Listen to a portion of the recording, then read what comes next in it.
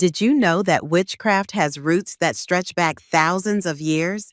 It's not just about spells and potions, it's a rich tapestry of history, culture, and belief. In ancient times, witches were often healers, using herbs and natural remedies to treat ailments. The knowledge of plants was sacred, passed down through generations. Many early practitioners were women, often referred to as wise women or cunning folk, who played vital roles in their communities. However, with the rise of organized religion, many of these practices were demonized.